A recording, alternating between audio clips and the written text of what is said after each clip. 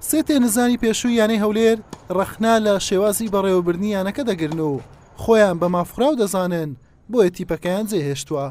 فارس ئەیاد و عەلی ئەبوزێد و محەممەد ئەبوزێد لە ماوەی چەند ساڵی ڕابردوو کۆنتترۆلی نازنا و دەستکەوتەکانی سەر ئاستی کوردستان و عراقیان کردبوو لە ئاستی تاک و تیپیش، بەڵام وەک خۆیان دەڵێن جگەلەوەی خەرجیمان نەدەکرا ڕێزیشمان لێ نەدەگیرە لەلایەنیانەکەمانەوە. ئێمە هەرسێکمان پێشتر نادی هەولێر بووین، پار بوو تقریبا 5 ساڵ بەردەوام بووین لە نادی ئەربیل. کەس احتیمای نەدایە تیشەرتیش موحەدمانە دەچێ ناو سەحری هەرێکێکی ڕەنگەکی لێبەردەکا کالە مەسروف هیچمان نەبوو.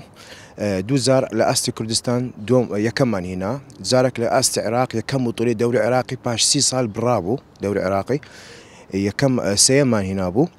ئەوزە کەس احتیمامی ناداتن، کەس تەلیفۆن ناکە کاکە گەشت نە بەغدایە ناگەشت نەگەر ڕۆژانە 3-4 گەمەی دەکەین لە بەغدایە، کەس ناریستان کردەوە، کەس نارێ ئەنگۆستان کردیە.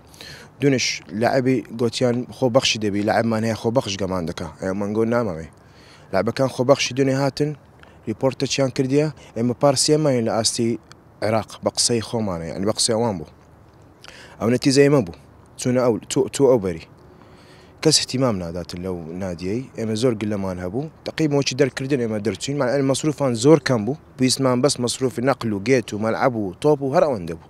کە دەچێ نادی حیسابیان لۆ نەدەکردی کە لاعیبە کە نادیەک بەحیساب لە لاعیبینەکە لاعیبەکە دەبی چ چاوەڕۆکی هەبی کە لە بە ئەو نادیە گەمەی بکاتن. ئینتیخاب دەنگمان پێدەن دەنگمان پێ بدەن کەچی دەنگمان پێدان شتەچی ڕۆح بە چیشان نەداینێ باشە کە چوینە نادی مەحاش گوتمە مەحاشمان ناوێ پارەی چون و هاتن پارەی فندقمان لۆ بدەن گەمەتان لۆ دەکەین نە ئەویشیان نەکرد پارەمانێ لاعیبێ خۆ بەخش دێ کاکفارش تازە قسەی کرد کەچی لە پێشەم نیش ئەمە بە سارەی دەچین لاعیب دێتن لاعیبی تۆپانێ دێتن لە پێشە من ختمی لۆ لێ دەدەن کە لاعیب بە تیارەی سەفەر بکە لە بەبەغداد سی لاعیب ئەمە سێ لاعیبی. بەڕاستی ئێمە من وەکو یاریزانی هەڵبژاردی عێراق و عەلی فارس و ئەنەشکە لە نوخبەکەی بوون یانی دەتوانرێن لە هەژ یاریزانەکە بوون.